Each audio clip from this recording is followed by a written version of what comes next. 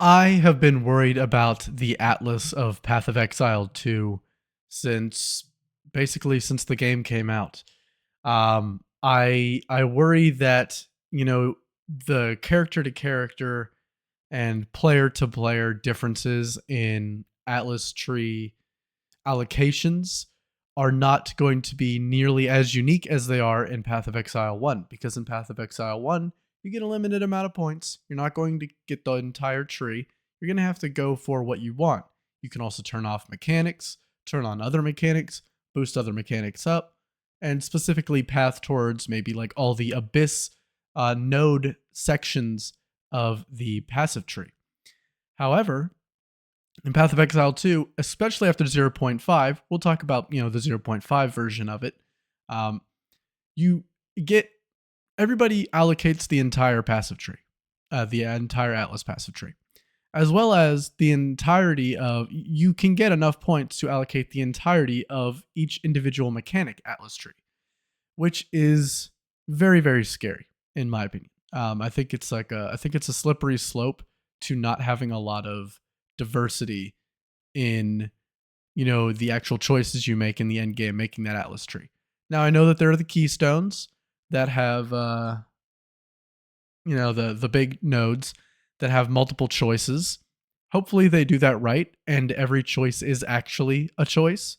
Some are not completely obvious, because then you'll run into that problem. Something I do worry about specifically with the individual mechanic Atlas trees is that it looks like they only have one multiple choice node, which is, it's a little rough, but we'll see how it goes. Anyway, with all that being said, they did add something which is actually going to help with the uniqueness of, the way people allocate their Atlas trees, which is the Atlas Masters, which is the teaser that we are going to watch now. I have not watched this yet, as has been true for all of the teasers that I've reacted to on this channel so far. So we're going to get into this. Super excited to see what they have to offer. We've already seen a few things, and what we have seen looks pretty cool. So let's get into it. When you reach the Atlas, you'll now run into some familiar faces. The Masters of the Atlas are kind of like Ascendancy classes, but for your Atlas tree. Oh yeah. Each giving you new and Jado, interesting Hilda, ways to and juice your Doriani. maps. Each master has Let's also pause for every your time he Atlas hovers tree. over something. Each giving you new. Strong bosses have 2% increased quantity. Map areas are irradiated. Oh wow. Oh, these must be the three that he has allocated currently. Okay. So pinnacle bosses may be scavenged for 5% chance to drop an additional unique item. 1% unique chance unique monsters may have scavenged for a unique item. Possessed unique monsters release spirits on death. 25% chance one rare monster is replaced by another random map boss. That's pretty cool. 5% chance 3 additional rare monsters are replaced by an additional random map boss. Also very cool. As Merry Spirits cannot possess rare monsters. Okay. Tree. Each giving you So new. that he has the node that'll take you straight to the boss. Now Doriani, he has 3 allocated. Strong boxes have 2% increased item quantity per modifier. Non-unique strong boxes are guarded by a dormant rare construct. These strong boxes only roll modifiers which apply to the construct opening. The strong box activates the construct. Okay, opening the strong box activates the construct. Okay. Map areas are irradiated. That's kind of crazy. Just all of them. Very interesting. 10% chance when completing a map to make nearby maps And interesting accessible. ways. I do like that, being able to bounce around more. And then also we hovered over. Oh no, we didn't. He didn't hover over Jado. The Masters of the Atlas are kind of like Ascendancy classes, but for your Atlas tree. Each giving you new and interesting ways to juice. Map bosses have a 20% chance to be guarding a precursor terraformer, which can be used to alter adjacent maps. Nice. Interesting. I wonder what that is about. That's on Doriani's. Your maps. Each master has 12 abilities that you can toggle on and off at any time. And you can have. Oh, we're going to hover Jado. Powerful map bosses drop an additional unique item. Pretty cool. Strong bosses have 100% increased chance to be unique. 100% increased amount of rare chests. 5% chance on completing maps for a nearby anomaly map to be revealed. I wonder what an anomaly map is. Now, I know they've added tons of new modifiers. We actually saw that in the QOL video. He actually hovered over 2 unique map modifiers that can randomly spawn on maps in the Atlas, and they were both very cool. One of them was Headhunter, which is like whenever you kill a rare monster, you get one of their modifiers. So you basically just you spawn into the map with Headhunter, basically. Well, with a nerfed Headhunter, but you know. And then the other one was all the rare monsters are essences, I believe. Was the other one. Very, very cool. To 4 of them enabled on any map. The first of these is Hilda. Find her in her camp nearby to the southwest of your starting location on the Endgame Atlas.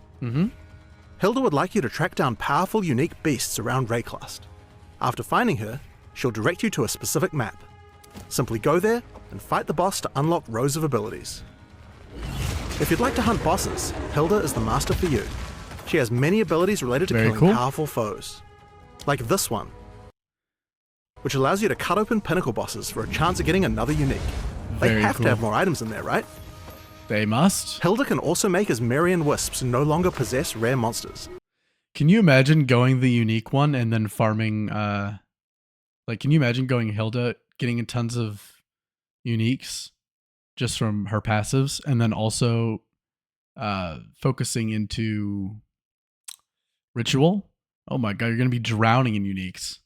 That's definitely going to be like the way to complete the challenge, which is like identify. I don't know, even know. It was a high amount of uniques, to be honest, but that's definitely going to be the way to do it really unique fast. Bosses in the area, powering up the boss, but making their rewards much better. Very cool. If you combine that with her ability to make wisps be released from unique monsters on death, and her ability to add a second unique boss to maps, and her ability to make bosses that have been modified by other mechanics even more powerful and rewarding, you can significantly juice your rewards for boss killing. Next up is Doryani. That looks so good. Doryani would like help clearing corruption nexuses on the Atlas. You'll find the first one just slightly to the southeast of your starting location. With Doryani's science, you can accomplish some truly impressive feats. After each map, this node offers you the opportunity to terraform the Atlas from one biome to another. Nice. In the regular Atlas tree, you can gain points which add specific content to specific biomes, and by combining it with terraforming, you can really target the type of content you want. Very, very cool. Nice. Grass areas have a 50% chance, increased chance to contain Asmeri spirits. As a specialist in the Waygate, Doryani offers far more though. This node opens up new precursor ley lines after running some maps, allowing you to skip ahead and travel very quickly through the Atlas.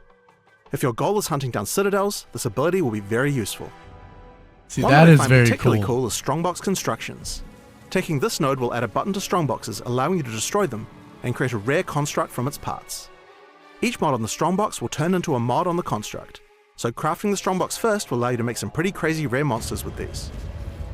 Each master also tends to have some pretty simple other modifiers though.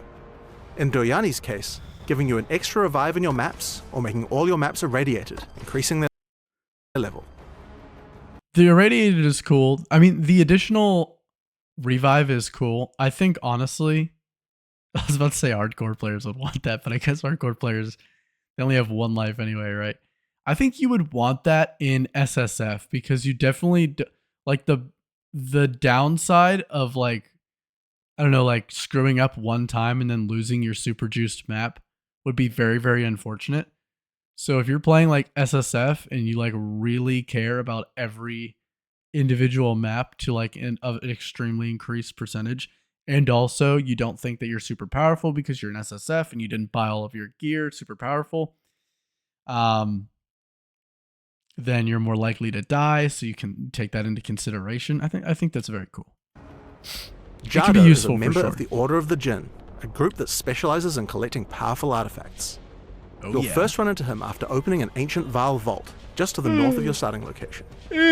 Afterwards, he offers to teach you a spycraft, so you too can protect the unique relics from entering the wrong hands. Jado can allow you to find more unique items, more unique strongboxes, more unique content like anomaly maps. Oh my goodness. And even a new unique strongbox that gives you reliquary keys that you can use to get even more unique uniques.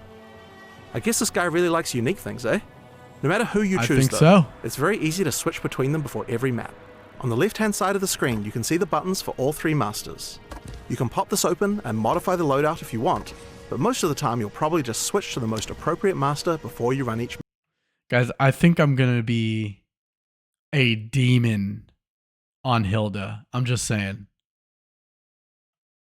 And also, do these affect when you go into like the pinnacle fights? Like, if you can go to Hilda and like supercharge all the bosses and then go into the Rite of the Nameless and fight six six mat bosses at the same time, like, wouldn't that just be crazy? That would be very insane.